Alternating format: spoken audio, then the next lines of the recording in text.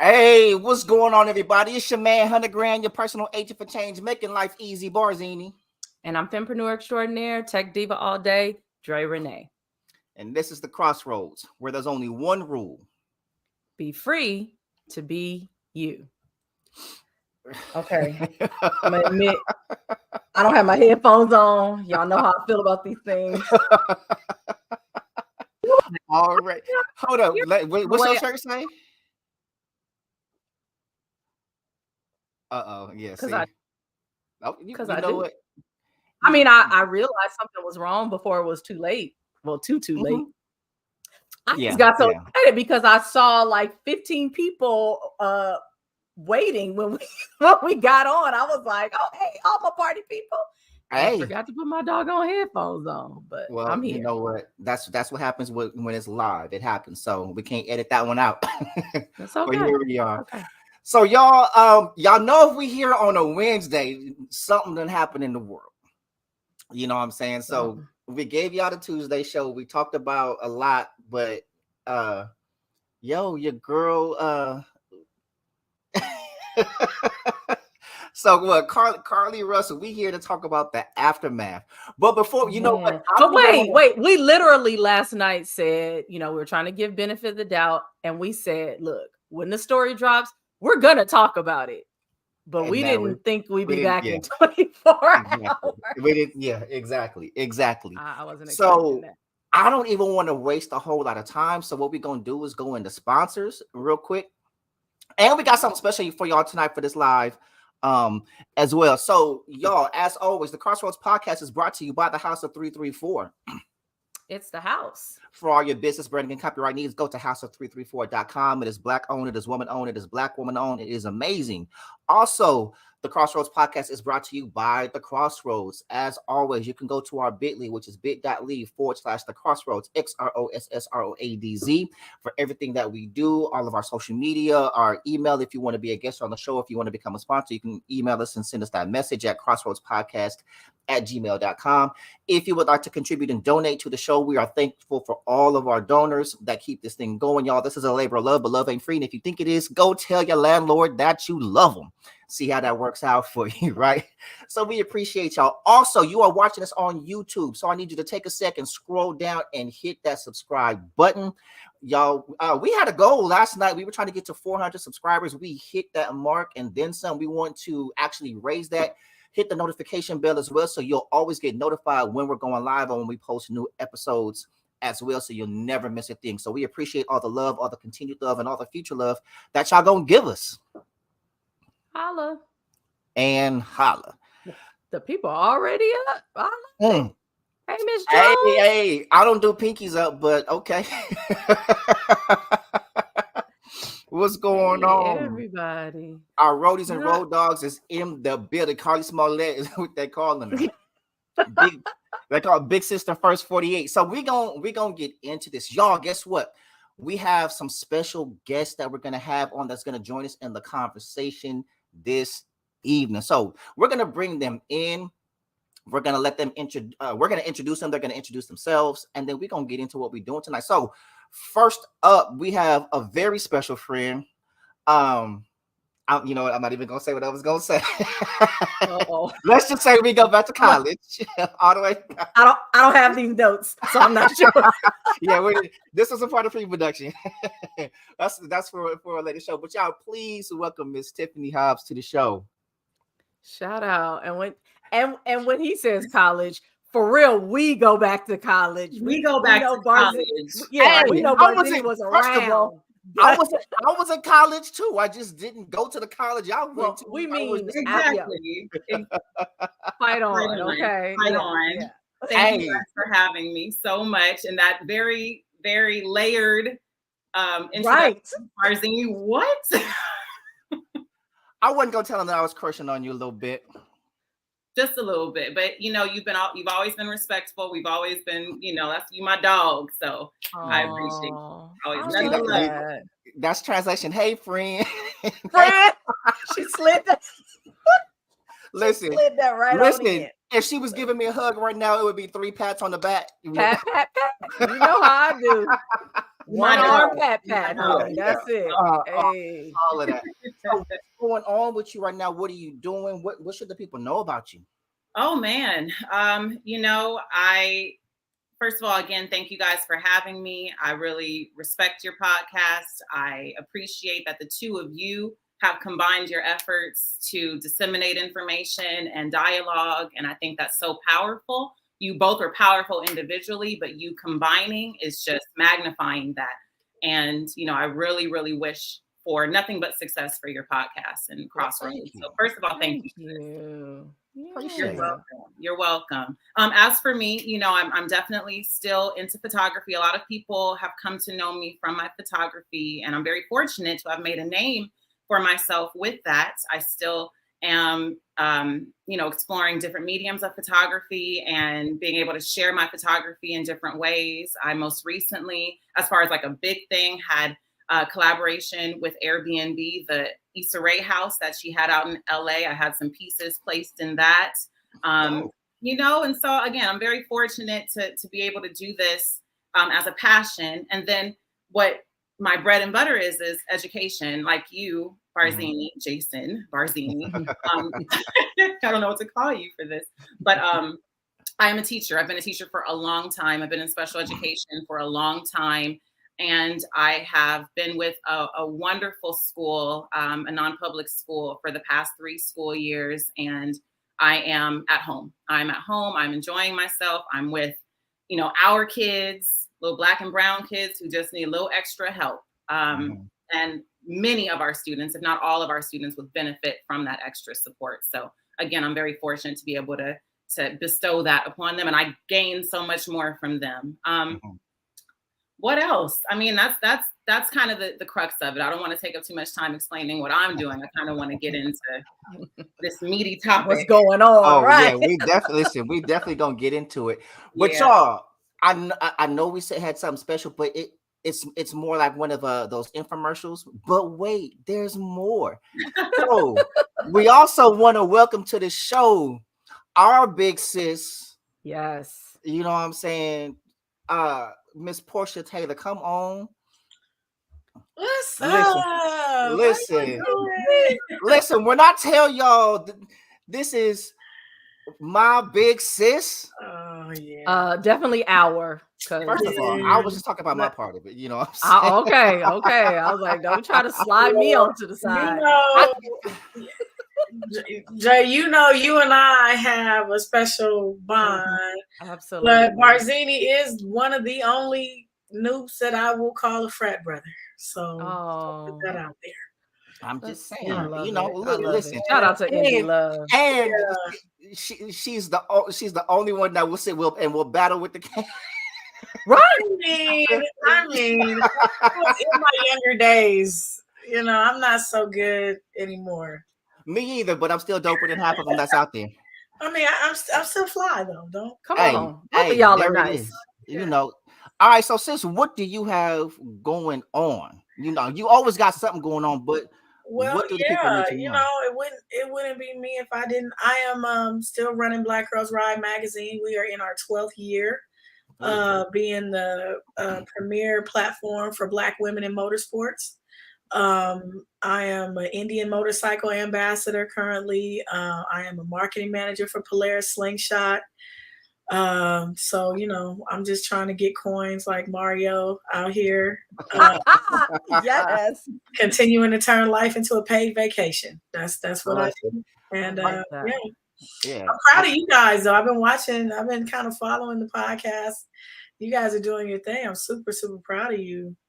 Thanks. We just trying to build and we need fam like y'all to help push it, and we want to definitely promote our fam and everybody that we're doing so that we can all grow together. But absolutely. With that said, y'all, so for everybody's watching, y'all know why we here. Y'all know why we here, right? Mm-hmm. So we was in production meeting, and we was like, we gotta go live. And I told Dre, I was like, look, I'm about to just scroll my timeline real quick and see who want to come on. I probably scrolled 5 seconds, and like I haven't called Tiff. I don't know when's the last time I called Tiff. Boom, and she answered. I actually low-key wasn't expecting her to answer. I was like, hey, what's up? First of all, how you been? Blah, blah, because I don't like, you know what I'm saying? And then I was like, you got to come on the show. Because she was, what did she say? What did you call her? I said my new rap name is Carlee Russell. That's all. You know what I'm saying? I was like, yep, she's talking about it. So whoever's talking about it, we here to talk about it. So Cliff Notes, y'all. Carlee Russell was kidnapped a few days ago. She made a 911 call that she saw a toddler on the highway. I did mention on last night's show that it sounded very reminiscent of a Kevin Hart skit. You know, you did say that. Yeah, her story was only missing a Deirdre, pretty much. So,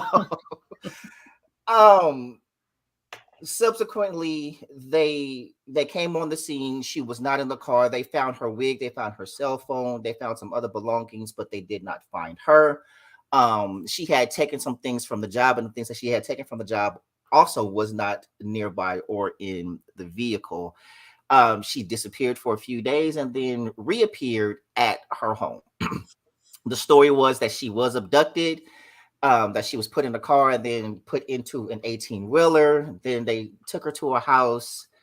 They fed her some Cheez-Its, like cheese crackers or something like that.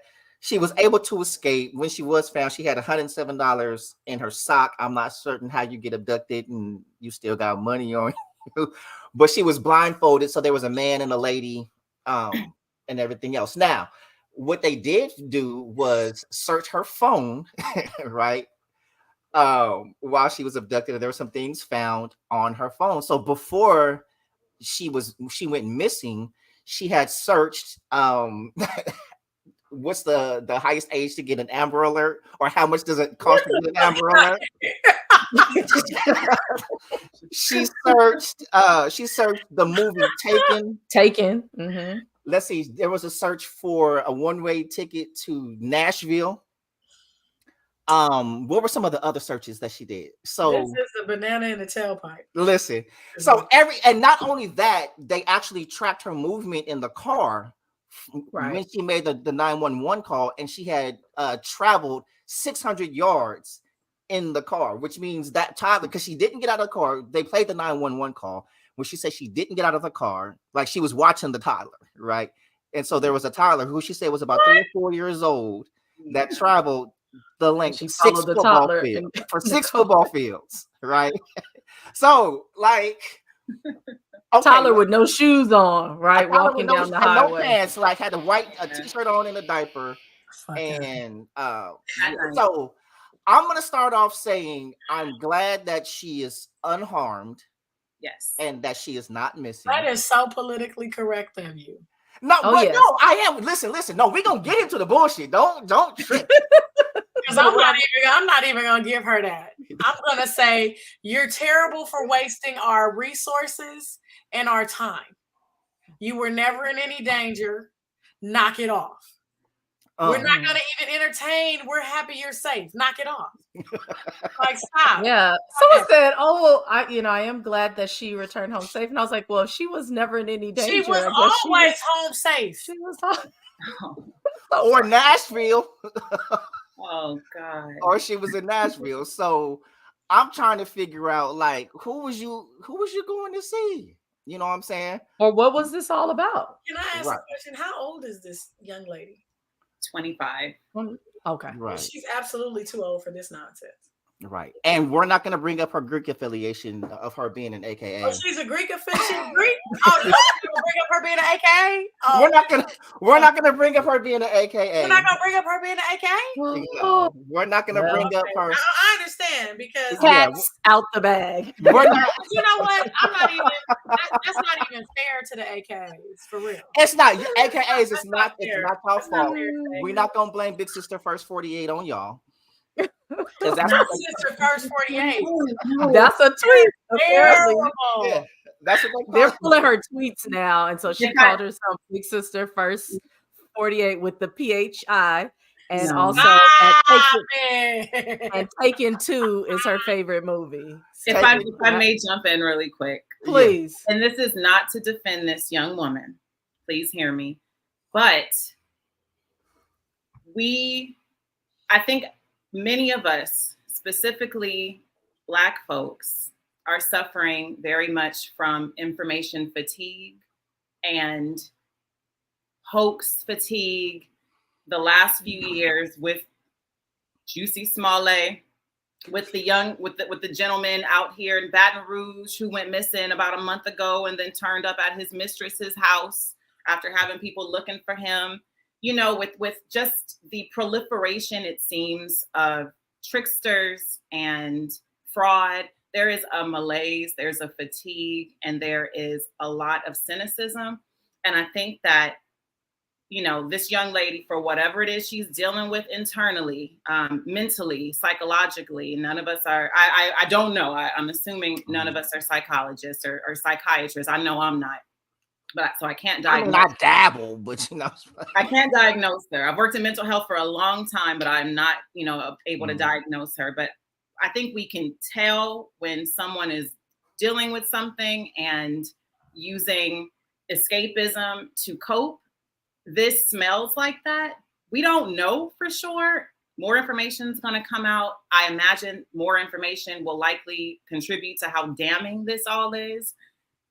Ultimately, I feel, as you know, Portia said, it really just lends itself to continued malaise and fatigue and cynicism. It's the fact that there are over 64,000, I'm gonna jump into it. There are over 64,000 Black women and girls missing in the United States. We make up 12+% of the population, but our numbers for missing girls and women are, you know, arguably more than any other ethnic group. And when something like this happens, even if there's a modicum of truth to it, because of how bombastic it's become, exploitative it's become, you know, the people who really need the attention are not going to receive it. We already know that we are skewed when it comes to how much coverage we get. When you look at her story itself, her own state of Alabama did not issue a statewide alert when she was missing. Before any of this came out in the first 12 hours, there was no statewide alert. First 24 hours, no statewide alert. According to those in Alabama, no Amber Alert, essentially. And I know she Googled how old you have to be. Maybe she exceeded the age limit. Or she didn't have enough money. Or she didn't have enough money. I don't know. But, you know, you look at the lack of state response, that's troubling. Whether a hoax or real, that's some troubling, you know, news to really reckon with, because this is leaning towards not necessarily being fully authentic. It just makes the prospect of people being searched for in the future or currently that much dimmer. And I think that's the biggest, or one of the biggest tragedies of this, is that people learn a lot by influence. We know that social media, her story went like wildfire on social media. And at the same time, the memes, one of which I even I called her Carlee Russell or Carlee Hustle, right? So I'm myself contributing to minimizing, because just as quickly as we support right now, at this point, we are also using our cynicism to make light of. And it sucks, because the next time somebody out there is going to be cynical. That's just the way influence works. Right. But so here's the thing, especially with Black people, like sometimes we got to laugh to keep from crying. We go through so much, you know what I mean? Yeah. As a people now, yes, we will rally, but we also gonna call bullshit. Yeah, but I think you get the backlash because we were so concerned as a people. There were people reposting this and trying to find her and what happened to the baby and all this and that, only to find out that this is a scam. This is clickbait. This is social media clout chase, and so she deserves every joke. She deserves all the jokes. Now, and even before this information came out, because yesterday we were talking about the fact that people were just upset that there wasn't any information, right? Like, you expend this amount of emotion, you care, you pray, you repost, and then someone shows up. Yes, you're glad to see them, but also, well, what happened? And right. we got the shutdown and the smush face, like, please respect our privacy at this time. You don't get no privacy. What y'all just doing to GoFundMe to find her 5 minutes ago? Yeah. They're playing it all wrong. The way the family is jumping in and being so mum about it and talking about the money. And I'm hearing that from multiple verified sources, not just people, but outlets that deal with this Crime Stoppers, that the money won't be returned to people who donated. So it's just, the family is really over. They 100% got over, and you got to wonder who was all in on it. You know what I'm saying? Like, who was all in on it from the beginning? Now, okay, so let me ask this question, though, because on the one side you have, I'm not quick to give that much credit for this elaborate of a hoax. That's just me. That's my cynicism. This ain't elaborate. This is the most. Well, no, I'm saying like you're doing all that, but you got the money, and it's not, even I'm using elaborate loosely, right? Yeah, okay. But let's just say I'm on some other bullshit, and it grew legs that I couldn't control. You see what I'm saying? Well, so what I believe is she has some opportunistic relatives. I don't believe she set up or intended for a GoFundMe to be set up. I think she was trying to get out of town to go be on something that she. I think somebody in her family was like, "We gonna need some money to find her." Wink, wink, and they set this up. And once it's out there, you can't unring the bell. Because somebody knew, like, you're trying to get there. You like everything that you're doing. You're planning this. Like with all the searches, you were planning this. For what and for whom would be the question, right? Or are you trying to get away from? There's so many different directions that it can go. Was she married, single? What's her? Do we know her social status? I hope she's single. She was married because if she thinking the way that she thinking, there was a boyfriend who stepped up.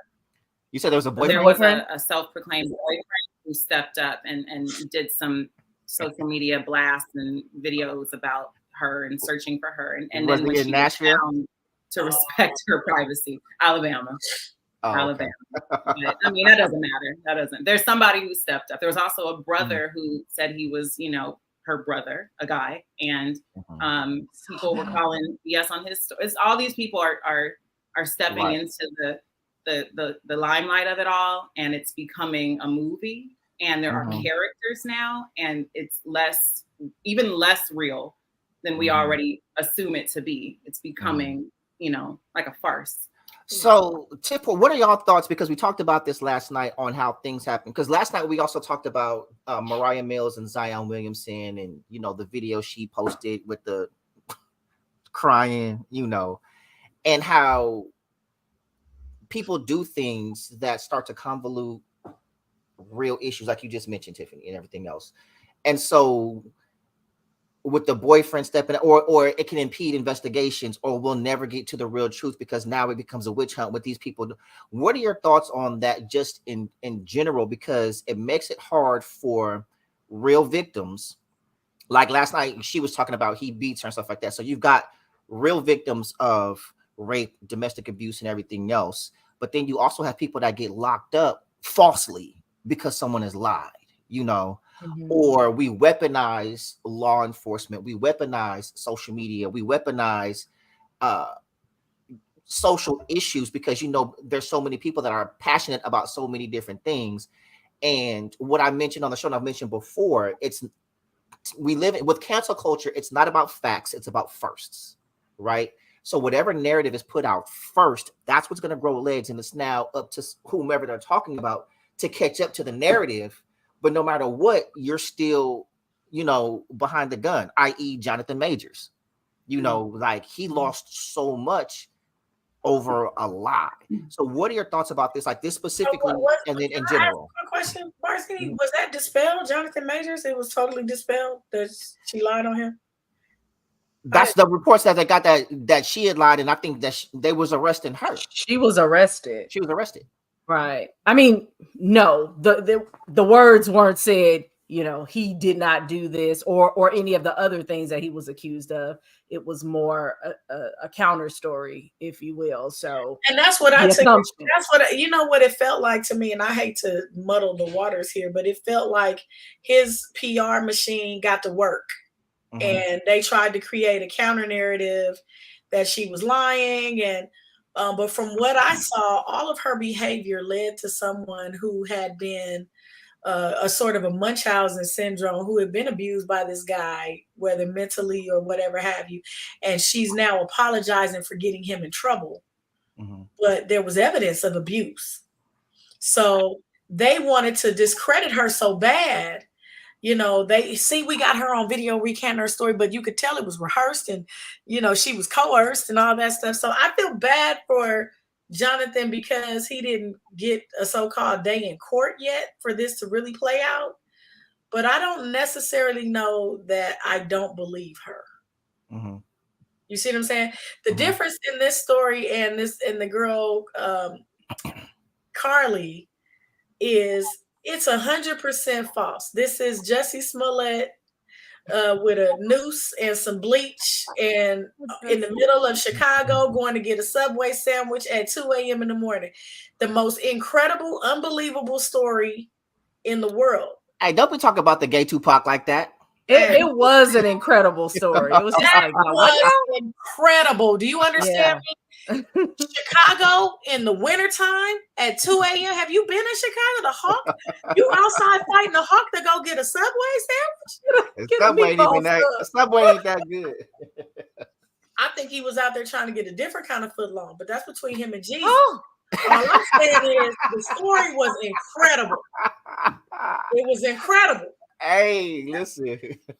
I'm just saying. And she wove this tale, started with the kid, you know, because she knew if it was just her, wasn't nobody probably really going to take it seriously. Mm-hmm. So you bring in the imagery of a toddler barefoot walking down the street, and all of a sudden we're like, immediately you're like, oh my God, what happened to the baby? And then for everybody that said there is no baby, I wanted to punch her in her face. Because now my emotions are involved. And I'm worried about you. I'm worried about this kid. And I feel like you played me. Mm-hmm. You know? Right. Yeah. And so Carlee Bell just said something right now that went across the screen. Hi, Carlee Bell. And she said, you know, one of the casualties of this essentially is that you have people saying, whether they're really going to carry it through or not, but they're avowing that if they see a baby or a toddler on the side of the road or who needs help, they're not going to stop. You know what I mean? That people, again, that malaise, that fatigue, that cynicism is going to cause people to not invest their time into being altruistic and to being helpful anymore because they're going to immediately call bullshit on it. Right. And I think like with domestic violence, like with racial violence, if your stories are consistently, again, you know, made up, manufactured, completely fake, and, you know, marginalizing a community even more, then when things really happen, it's like the boy who cried wolf. People aren't going to believe it, you know? So you're going to have, you know, we're going to have to reckon with that too. Like, I was looking on the Citizen app today, and there was an alert that popped up for a young woman who's missing in Leimert Park. This is just today. Young woman, there was no picture given, but in the comments, you can imagine what people were saying.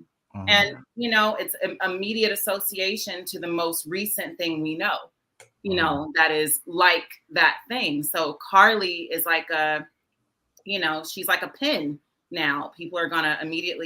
Many people are going to immediately hearken back to her when they hear something. And it's just the human way, you know, we associate. So that is a huge problem, you know, and that has potential consequences that we haven't even grown to see yet. Yeah.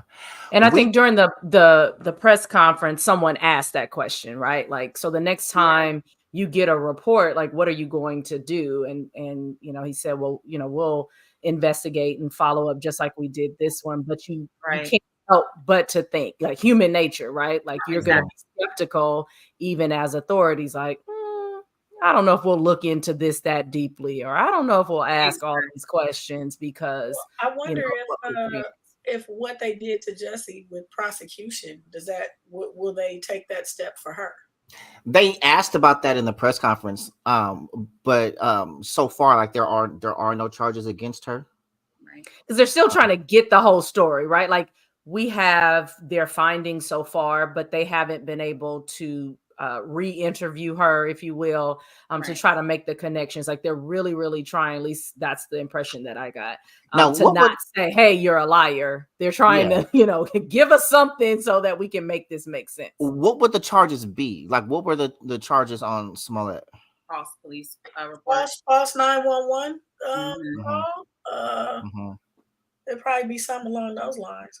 That's the main crime, is taking public resources. On this wild goose chase.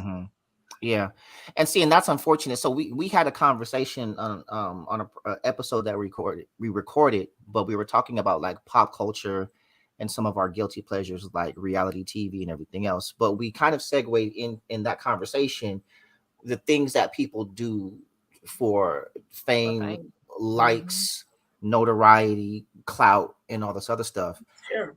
And some of us do it purposely, and then there's those that get it accidentally. You know what I'm saying? Like, what's your boy Antoine Dotson a while ago? Like somebody broke in his house and he's doing an interview, which was actually an authentic, genuine interview. And then, you know what I'm saying, he got auto-tuned and boom from there. And so now it's like so many people are trying to become the next, and the lengths that people go for attention, for notoriety, for clout. I want to be an influencer. Like all these things, it's the impact that it's having on our culture and just our society, period. You know what I mean? Like something like this where I don't want to get to a place to where we're not genuinely concerned for people's well-being. That right. We did the same. Won't get see, and we already know like white folks is playing with house money. We already know that. We always up against the 8-ball. It is what it is, and we can't really afford that. But as much as we talk about unity, and we don't like one, that's a lie to me. The Black community does unify. You see what I'm saying? But don't waste our time. Don't play in our face. Yeah, you see what I'm saying? And so, and then when you do that, it's like as a community and as a people, how come we can't help but be skeptical? You see what I'm saying?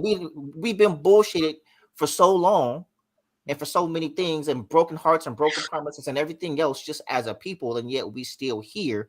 So that, when we're trying to unify and show the world like, hey, we not having it. Now we gotta have it, because now they're like, it turns into that. See, look at y'all. It's not. It when something like this happens, it's not a look at her. It's a look at y'all. Even though they do it far more than us. You see what I'm saying? White tears and everything else, and get away with it. Oh, my bad. Nah, he actually didn't rape me. My mistake. Like my mistake. You see what I'm saying? But and they're like, oh, but when it's one of us, it's so different. It's exacerbated. Like everything we do.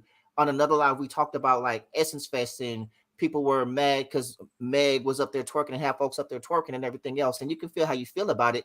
But yet when white girls do it and monetize it and make 6 figures, and then we invite them to the cookout because they doing something resemblant of Black women. But when Black women do it, we calling them ratchet and hoes and everything else. So which is it? You see what I'm saying? The interesting thing about Essence Fest is it really is the family reunion. So Meg is doing this in front of your grandmother, your aunts, your mom.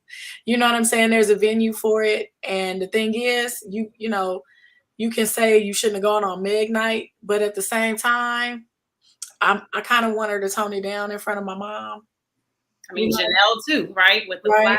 Yeah, it was a lot. That was a lot. And it was unnecessary. You know what I mean? You can be an artist without having to be that over the top in that venue. Don't get me wrong. There are spaces where Meg can go balls to the wall. But in front of my 84-year-old humanitarian award winning, there were so many dignitaries there. You got Oprah in the audience at some point. Is this really what we're doing? And so the thing about being at Essence is it's supposed to be the biggest celebration of Black women in the world. right? We were there representing Black Girls Ride, and you could see the passion and, the love for Black women. So I feel like it's a joint responsibility to be your best self on that platform. I think that's why I was disappointed in Megan. I'm sorry, I said it. No. You listen, we family. We family. Speak your mind. Be free to be you. Yeah, I was like, I probably didn't need you to do that in front of the grannies. It's so sis, let me ask you this question: how does that play into, or what's your opinion on respectability politics then? And I mean, I know we're gonna come back to it all, but I don't think it's respectability politics, because we are in front of us. We aren't in front of white people trying to code switch. I'm talking about respecting our elders. Right. You know what I mean? It's kind of like when we had our centennial, and we had Too Short come. We let all of our elders know now would be a great time for you to take a look at Thank you so much to go to bed with us. But if you're not on this page, now would be time to take your leave. Right? Because it's really exactly about to go a whole other direction. It's about to flip. And it was elder flight. They was gone. It was nothing but like the church finger. Look, hover rounds just bouncing. They was listen. I don't know if it's the drink right now, but that is the funniest shit that I've heard. It's the truth. But you know what? Look, they was breaking their neck to get the hell out of there. And they were like, thank you. It was what it was. I respect it, and I saw all the video, and I knew everybody that was on the stage. You know what I mean? But Megan, you're not gonna get that. You're not gonna get that warning. You just know, if you know who Meg the Stallion is, you clutched your pearls a little bit. If you were standing next, it wasn't even somebody I was related to, but if I'm standing next to somebody who's 60 and up, who's looking at the stage like this, right? Like, okay, is this, in your mind, you're like, is this what I marched for? And you don't want to have to explain it to them. Like, is this what I struggled for? Okay, so let's keep it a buck, though. Let's keep it a buck. We've all been younger. And we've all done things in our younger days that we would not do today. And we also see younger people. Hey, listen. But we didn't do a lot. We censored ourselves in front No. That's not where I'm going. This is where I'm going. This is where I'm going. Grandma, just like we had our day. There's so much that they will never tell us about. And we know why? Because it ain't none of our business. True. I don't want to know that my mom was twerking in the back. Drop down, get her You know what I'm saying? That is none of my business. I do not need to know that about my mother under no circumstances. Hey, my mom is pristine, and you can't convince me otherwise. And yet you got here somehow. You hear, sis? Listen, I'm an immaculate conception. If you leave it up to me, I'm never gonna have that imagination that says that. There's a time and a place. The problem with what I don't want to know about my mom is that I know my dad. He was on the show. That's my problem. Touche. I know my dad. Right. Right. So you know it was a smack it up, flip it, rub it down situation. However, I don't need the visual. No confirmation needed. I don't know. So I gotta think. So y'all remember a long time ago when I had the blog, the good draws. So when I used to do where that was born from was a joke between me and my dad, right? Because he would always, when he get mad at me, he was like, I should have just went to sleep that night. And I was like, I was like, yeah, but you couldn't, because mama came and she had them good draws on that night, and you couldn't. So me and my that's my daddy, but we're also that's friends. Amazing. So. I love that you are free enough to speak with him that way. Right. Yeah, but there's also a lot that is your experience. Yeah, because when he gets to talking, I'm like, hey, I don't need to know that. Like, look, that's still my mama. See, once you turn it on, it can't be turned off. You can't unring the bell. Now he gonna tell you about your mama. But see, Portia, exactly what you're saying. You can't unring the bell. The benefit that our elders had when it came to exposure, to overexposure, is that there weren't many, ways to record what they did. And if it was recorded in any way, it probably hasn't withstood the test of time. But when you look at the generations that have grown up with cameras and social media and all these other ways to put platforms to put these things out, that bell is rung. And so 20 years from now, when our children, I don't have my own, but when we dealing with it now. That's why all of us are scared of them Freaknik documentaries. Exactly, that too, right? So, we can look back 20 plus years in our own. It's a whole lot of congresswomen that are like, no, that's not me any longer. Right. Listen. God. So, because to me, it's. I don't think the actions are different. I think the mediums are different, right? Yeah. Like Tiffany said, it's like just because it wasn't photographed don't mean it didn't happen. I'm gonna say this: Aretha Franklin was not on stage doing nothing like that, and she, was pretty liberal. Shaka Khan, as drunk and cokehead as she was with that battle with her and Stephanie Mills, I was so disappointed by that. By the way, amen. She still wasn't out there doing all of that. So I just feel like there's a medium. There's a place that we have to have a sacred space in front of our elders.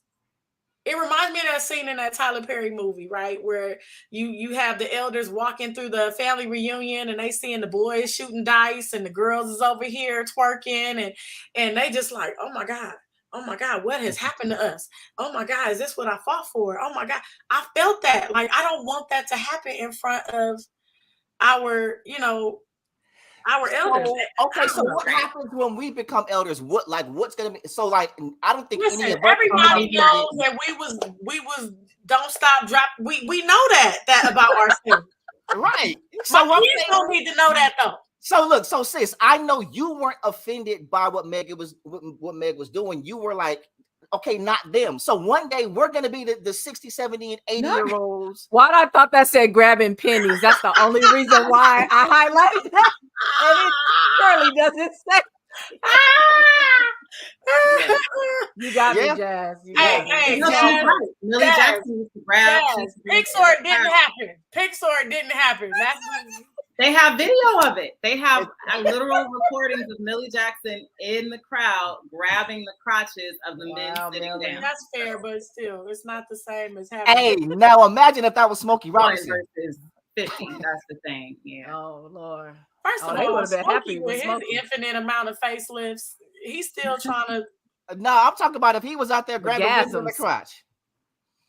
Oh, that would be exactly. We would not be sharing that video laughing about Smokey is real close to 90. I don't know about that. Like I don't. It could have been 60 and it'd have been a problem.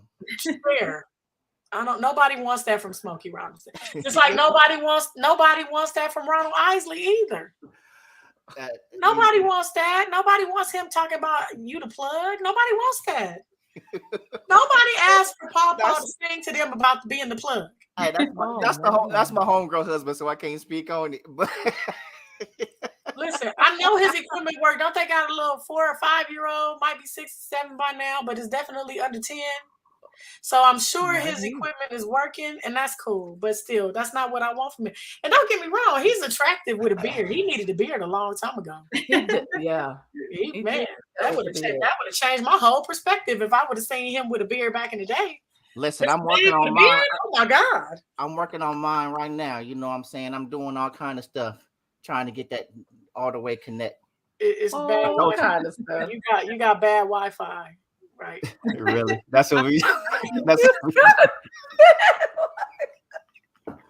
See, only your sister can do you like that. Listen, I've always said God knew what he was doing because there's 2 things he didn't give me. He didn't give me a beard and the ability to sing because it would be over. Yeah, I can see that. I definitely can see that. It's semi over as is. So yeah. Listen, y'all go get these poems in these 40-year-old body rolls.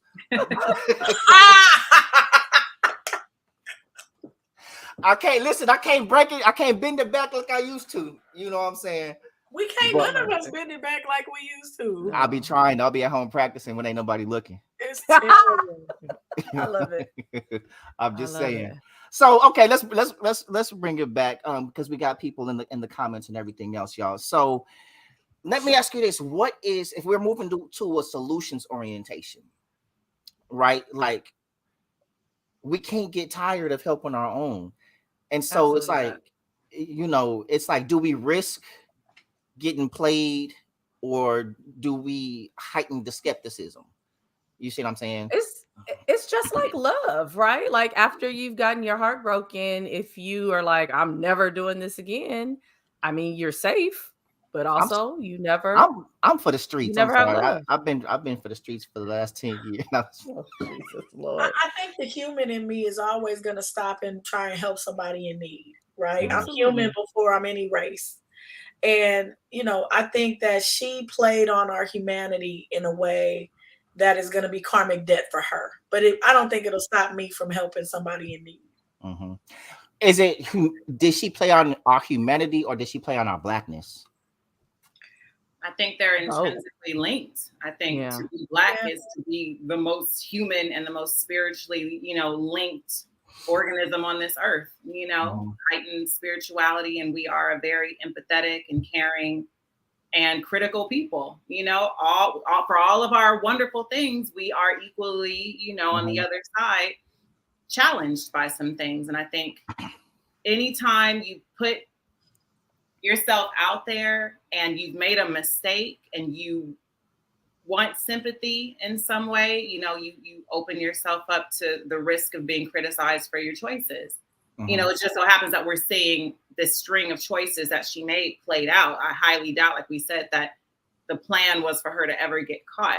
She was supposed to carry this, whatever this is, she was supposed to carry it through without us all knowing. But now, she's in the court of public opinion, and I see people both wanting to embrace her and whatever it is she's dealing with as our sister, because Black women are marginalized more than anyone else in this country and downtrodden more than anyone else in this country, in this world, arguably. And then also wanting to hold her accountable for the egregiousness of her choices. So it's that, it's that meeting that's difficult. It's like loving a child, right? You want your child messes up. You want to get in there and handle that in discipline, but then you also want to love your child. So that's good. This is one of our children. She's 25. That's her brain is barely finished developing, if that. And we're really seeing that some stuff ain't really connecting, right? So there's a want inherently, I think, to help her, but then we're also pissed that you brought us in this way. Whatever this is that happened, we still don't know. We have to be very clear about that. We still don't know what happened. And they're saying we won't know until she speaks. And right now she ain't talking. It's given you called me up to this school for this. Yes. For real. You done called me up to this school. Raising hell, and then found out you're the problem, right? And then it's like it's so there. It can get so big. Again, Black women deal with the most, more than anyone else in this country. She is a symptom of that. She is a byproduct of that. What was she going through that made her do this? And that's not to, again, excuse her at all. But what makes you do something like this? This is ridiculous, right? What makes you do this? How, what were you dealing with that pushed you to this point? And it's like, is this a byproduct of the stressors that Black women are under? Was she trying to be perfect? What, we don't know. We're just speculating. I don't feel like we can give her that latitude because of how ridiculous this is.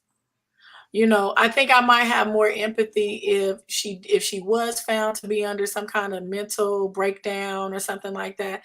But it seems to me like she just went back to life as usual. And that to me is not okay. You have to have some accountability for this. And I won't allow you to stand under the umbrella of Black womanhood and our marginalized position and use that as an excuse for this fuck shit. What does that look like, sis, when you say accountability? Well, as you say, they're still doing the investigation. If in fact that they find that there was any type of falsehood or lie in the 911 or there's any jurisdiction at all, throw the entire book at her, because we have to make an example of someone who is using these type of actions for internet clout, because that's all this is. And that is going to be the death of society, Clout chasing online is going to be the death of us as a people. Some people don't know how to turn the camera off. With her being 25, right?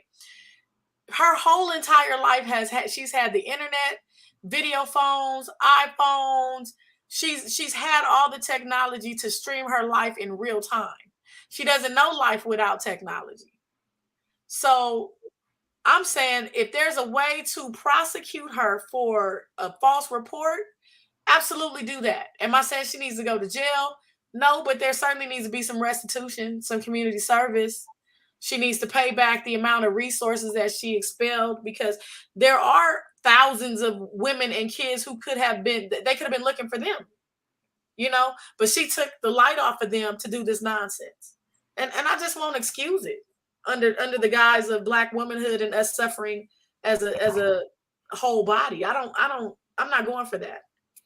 So in y'all's estimation, is it what she did, or is it, yes, what she did, but is it more about how big it got? Because again, we don't control what stories grow legs, right? Some things happen and it's just like, it just goes, right? Like people post content for years before they get a viral video or that viral moment that they're right. I think it's the initial action, where you are crafting a story on purpose to lie and deceive and try to conjure up people's empathy for whatever reason. She might have been lonely. She might have been trying to sneak out the house to get away from her boyfriend to go see somebody else. It's all kind of, things that she could have been doing. But if you're 25, be adult enough to say, I'm done with you, young man. I don't want to be with you anymore. I'm not going to tell an elaborate lie, to get away from you. Or, you know what I'm saying? I feel like it's the action. It's not how big it got. The action of saying you saw a toddler and got abducted and they fed you Cheez-Its and you made it out of an 18-wheeler truck. If you don't knock it off. What do you think, Tiffany? Come on, man. Well, for one, I understand why Portia, why you would, and anyone who would agree with you would have that stance. I get it, because I had that stance too. And I still have there's a part of me, a large part of me, that is angry and annoyed. I think annoyed is probably the I think it's annoyed. I don't think I'm angry because I don't wish her any more ill will than she's already put on herself. But I'm definitely annoyed that this is now a part of pop culture. Yeah, exactly. It is. And I'm also angry, or not angry, but annoyed that whenever somebody gets in trouble, they want to lean on the black shield. Including white people. It can happen for sure. I guess what I encourage all of us, including myself, to do is to see how this story fleshes out. Absolutely. Because there's still so much more, and they said this in the press conference. I watched the whole thing, all 20 minutes of it. Right. And there's still so much more that they said they haven't disclosed for her privacy, or due to her privacy, wanting to maintain her privacy and so on. And so I think one of the things that social media has encouraged is a rush to judgment. And I think we should all slow down a little bit. Yeah. We're getting the memes off. We're having fun, at her expense. And we still don't fully know what happened. And a lot of what is being constructed of her story is due to assumption. And I think that's a part of this entire, environment that we're in. We fill in the blanks because it's a story. It's a movie. So we fill in the storyline, and we need to not necessarily do that. But again, I totally understand the annoyance of it all, because my first reaction was, no, this girl didn't. No, she was real accord, because we all did that, I think. Or, and then some. And then I went, okay, let me get the facts. And then two, I kept saying, why would she do this? Why would she, what would compel somebody to do something like this? And I think that does need to be explored too. And that's not to use Blackness, again, as a shield. And I love the way you put that, Portia, I hope that she wasn't doing that. I do know that people do that. We see Jonathan Majors walking around with Megan Good. That's his very literal shield, right? From it all. I am not in a rush to say that that's what she's using. I've said that.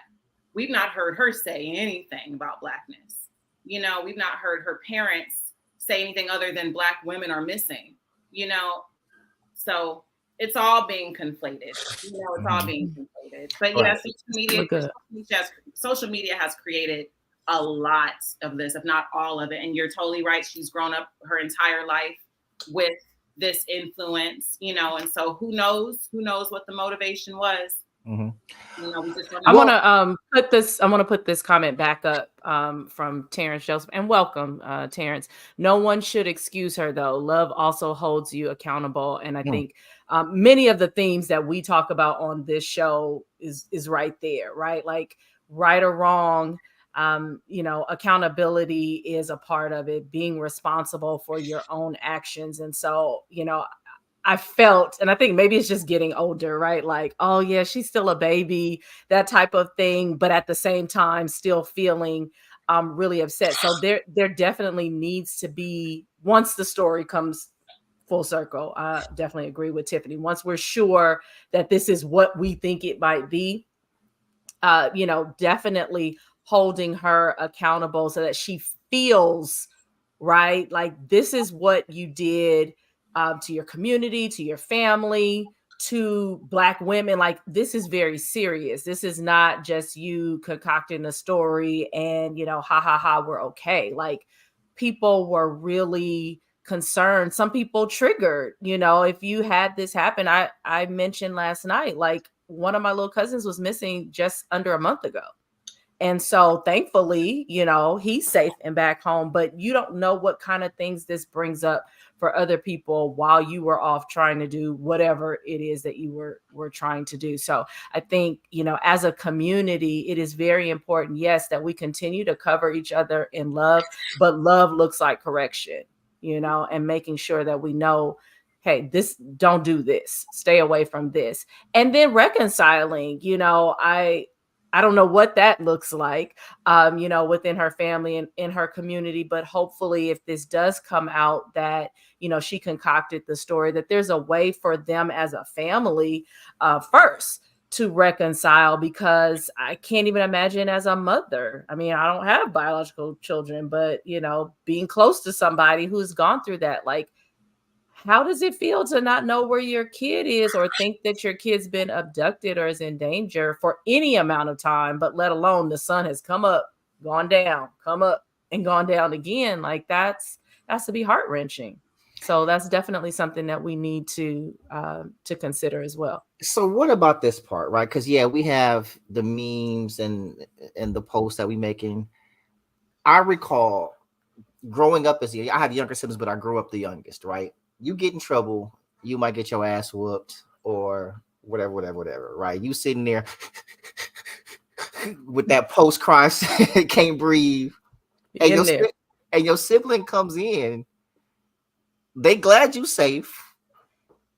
They got on your case when you messed up because they probably one of the ones that told, because you need to be accountable for what you do. Like, nah, I ain't protecting you from this. I'm telling daddy, you got your ass towed up, and then they tease you after you get your ass whooped. You see what I'm saying? Like siblings, relatives, older cousins, whatever, they don't have no remorse because you got your ass whooped. You messed up, like, you see what I'm saying? And that's part of it. So do you feel like some of the ridicule or the jokes or the memes are kind of like, hey, we the Black community, we love you. You one of us, but you messed up. You did this. You need your ass whooped. And we're going to laugh at you because of what you did. Like what you did was messed up. We mad, we pissed. But also you're going to get this part too. Like the ridicule comes with it. Like as a child growing up and, you know, being Black, you got to have thick skin. You can't be sensitive around siblings and cousins and family. Because it's all everybody. I think all Black people got them ones, that uncle or that cousin in the family that's going to go hard, period. You know, and I think part of us having to be resilient as a people, the same way you want love and coddling and everything else, that part also comes with it. What are your thoughts? Yeah.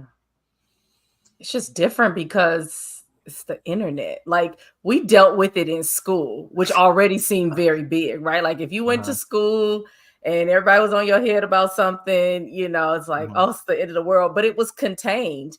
For those of us who remember Cazodius, right? Like that was a little bigger, right? Listen, you did not put on blast. That was for those of you don't even log on. That was a message board. So it was like, you know, a precursor to your Facebooks and MySpace and all of that. We were all on a message board as Black Greeks. First, it was locally, and then it wound up being at least national. So then, yeah, that felt like, oh my God, I'm so embarrassed in front of the whole Greek community. And there were no community guidelines today. Nobody was saying, don't say that, don't do that. Look, you were just gonna ride that out until that, you know, there's this penchant to use the word bullying, like from, you know, don't cyberbullying, you know, some stuff you need to be clowned about, and you need to understand that it's not okay to do it.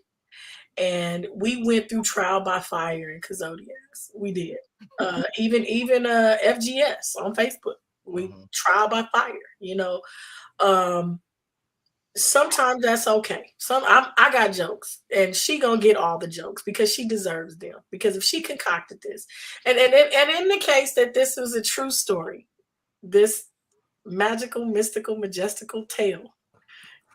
I'm just while you telling in the case. If we find out that it's true, then I will gladly say my penance. But this is like, but until then, she's like, but my money's safe.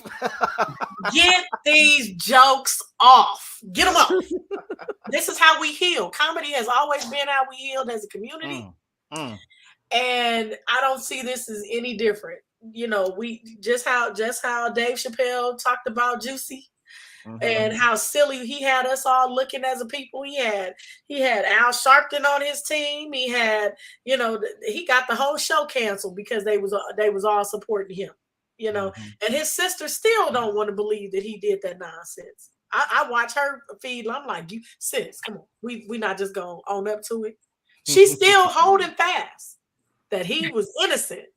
And I'm like, that makes you crazy. That makes you crazy. And that's or family. Or for just family, yeah. Blinded by no, you can't. The truth is the truth. No matter who's attached to it.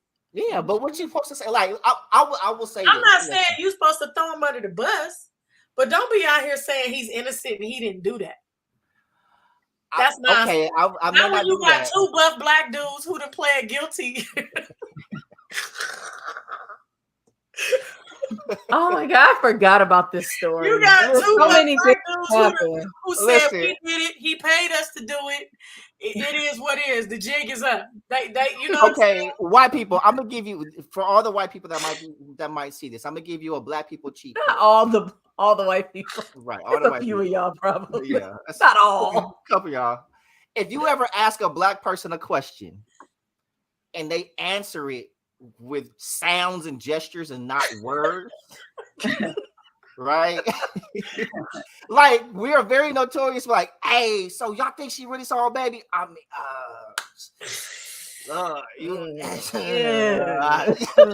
you know.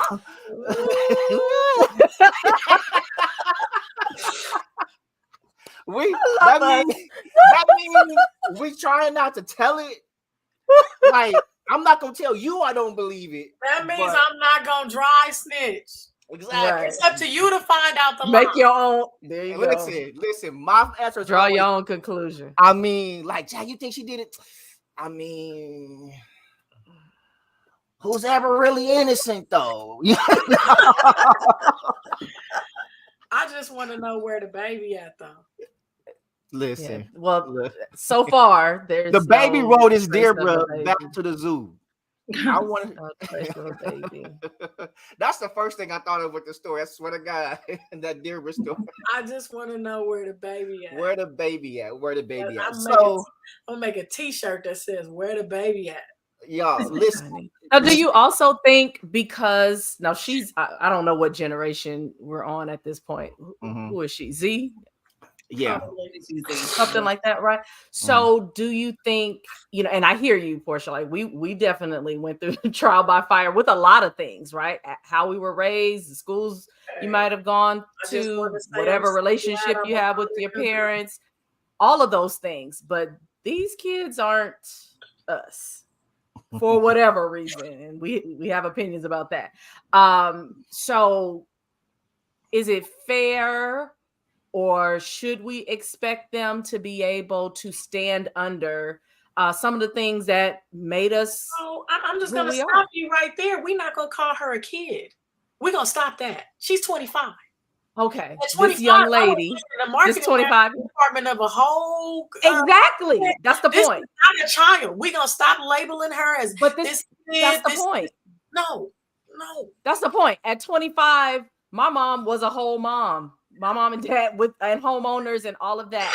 But that's not what's going on with this particular generation. So not a child, but even as a young adult generation, because I've met 25-year-olds who have the maturity level and are doing well for themselves. I'm gonna pinpoint this to her and her family.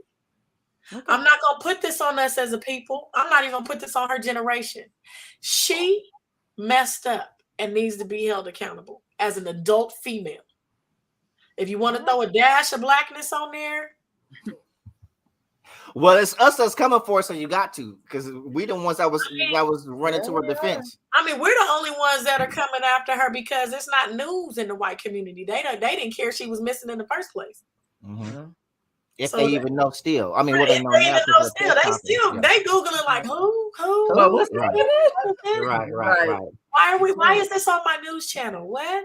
Exactly. So y'all, we're going to move into our final thought section. Before we do that, first of all, I want to thank y'all again for joining us. Y'all definitely have to come back. Somebody commented, bring them back. Yeah, I definitely have to come back. So, we just go. Yeah, like, hey, no, we love it, especially for the lives, because the world needs more. It's like, me and Dre, we hold it down. We do, what we do, but we want to hear y'all voices. And for those of y'all watching, when we say, hey, hit us up, email us, come on the show, this is what we want to do, right? This is we created this show for you all. When we're thinking about the content that we want to talk about and post, there's stuff that we want to talk about, but we talk about what y'all want to hear. So we always go by the overwhelming majority of the responses that we get and the content that y'all want to see. So that's what we talk about. That's what we post and everything else. So we want to bring people on. Portia, if y'all know people that would be great on the show, hit them up, have them hit us up. Like, come on, let's do this. We can have a whole panel like this with even more people, because we want to grow this. And this is the kind of content that we want going viral. This is the kind of content we want getting the million views and stuff like that, instead of the foolishness is entertaining. Yes. We click on it, but we're more than that. We're more than that. You know what I mean? And so let's show all sides of us. Let's get a whole lot of thoughts. This is a place where we can come and disagree, right? Even in this conversation, we don't all agree with everything everybody said, but it's okay to disagree. Our motto for the show is BF2BY, which is be free to be you. And you're not going to be crucified for coming here and being who you might get some flack, you might get some jokes. It is what it is. All right, Portia said you might get these jokes. You're gonna get these jokes. You see what I'm saying? So listen, I've been hearing them jokes for years or whatever. But when me and Stips was in the gym, I'm saying, that's how we get through. That's how we get by. Yeah. And we're gonna make light of this until we know all the details. We're gonna make light of this. I mean, it really is a miraculous story. Yeah. So let's go. Tiff, we're gonna start with you with final thoughts, then Portia, then Dre, and then we'll close out. Oh God, final thoughts. I think it's unfortunate for everybody involved. I think it's unfortunate for the young lady. I know we don't want to call her, or you don't want to call her a kid, Portia, and I understand. 25 still, her prefrontal cortex has just been formed biologically. So she hasn't had all the, experience to make her a cognitively, fully impaired cognitive adult until just about now. So I look at her as like stunted still. And I think this is an example of her decision-making being stunted and her reasoning skills potentially being completely stunted and impacted.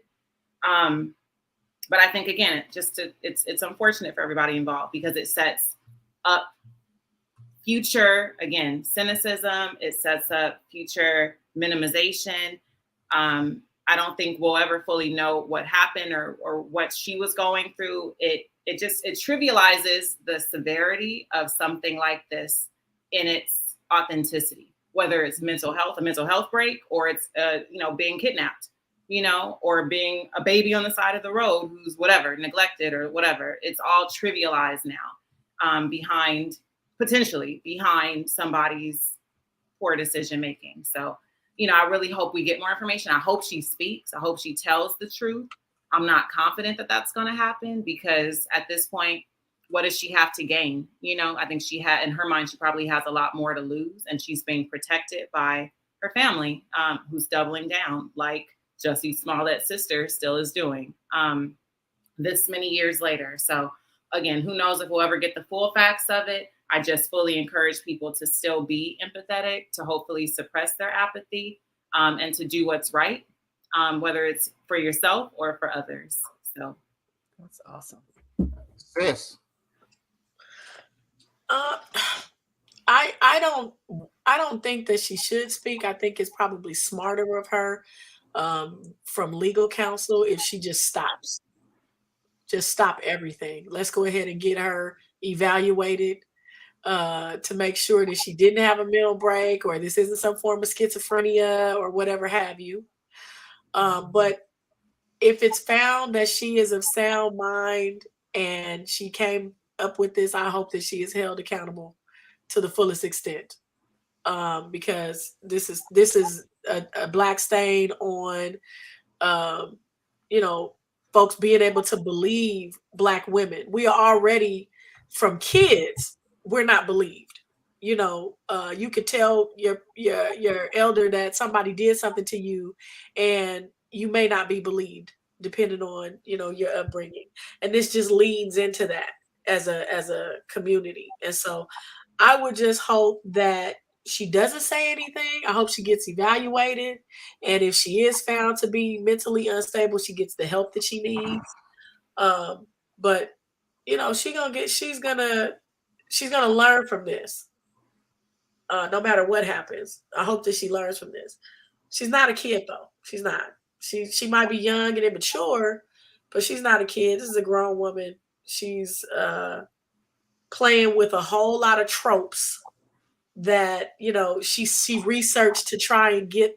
I think that's another thing that's probably frustrating is she researched to try and tell the perfect lie.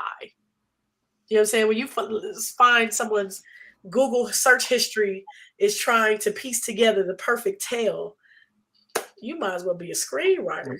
But the movie searching the movie. I'm gonna watch a movie. I'm sorry. Go ahead, that leans into her barely being fully developed. Oh man, this is terrible. And I will say that she's definitely young because the lie was terrible. Like, we were telling way better lies than this when we were young. Our lies were way more thought out. I mean, they had nuance. Yeah, and you couldn't Google them. You know what I mean? Like, I could have never got this off in my house. No. Can I say one last thing really quick? Of course. For more information on Black women and children who are missing, Black people who are missing, not just women and children, because little boys and men are missing too, fully across. Especially from prison, like disappearing and there's no record of their whereabouts. Right, absolutely. You can go to the Black and Missing Foundation. You can look that up and figure out how to be supportive nationally, globally, and locally, so that you can hopefully contribute to efforts and stories that are happening right around us that aren't getting that same attention.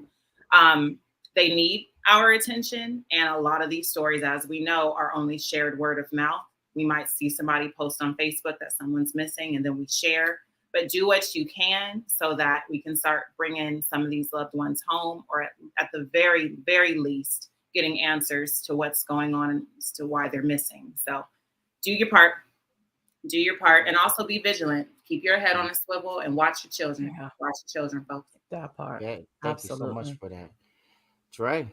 Okay, well, y'all know me. I would say, don't grow weary of doing good, right? So I saw so many people saying like, I won't, and of course it's a joke, I think, I want my prayers back, right? And I would say to that, when we see these stories, if it's on your heart, or if you call yourself a prayer warrior, you have a relationship with God or whatever entity you serve, don't grow weary of doing that. Like, you did what you were supposed to do, right? We don't have any control over what other people do or their motives and all of that. So by sharing a post, by saying a prayer, we all did what we were supposed to do or were led to do. And then after that, you're done. Yeah, you might feel a particular way and you might be upset about it. But as we talked about tonight, there are still so many men, women, and children that are missing. And unfortunately, we don't know which ones, are fabricated stories versus the truth. And so to me, I don't think it's ever a bad thing to follow your heart and to be human and to feel and to put those prayers up for those that you feel led to cover in that manner. So I just wanted to add that as my final thought. Also, I was looking at it the whole time. Shout out to the greatest body of work ever. Songs in the Key of Life. Honey, you know where I was going. I was looking over her shoulder the whole time. I was say it too. Shout out to Stevie, Yes. So I just had to say that out loud. Anybody who knows me, you already know. We're well versed on this show. Yes. Yeah. So I was gonna mention that, and so thank you for that, Dre. My final thoughts, like, what, I'm going to allow just the ladies to put a bow on the thoughts, and I just want to thank y'all for being here and contributing to the show. Please come back and everything else. This is the most fun that we've had. I'm gonna speak for Dre on this part, and on the live in a while, just like having more thoughts, more opinions, and just bringing something fresh to the show this week. But yeah, y'all, I can't add anything more to what you said.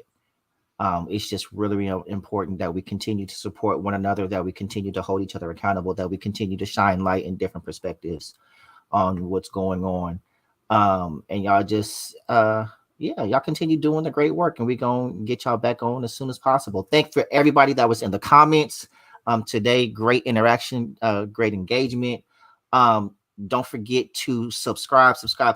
If you're still on here. If you haven't, please scroll down and subscribe, hit that notifications button so you know when we're going live, so when we're posting content, and you never know who's going to pop up on the show moving forward. So as always, y'all, this has been the Crossroads. We love y'all, we appreciate y'all, and in closing, always remember, be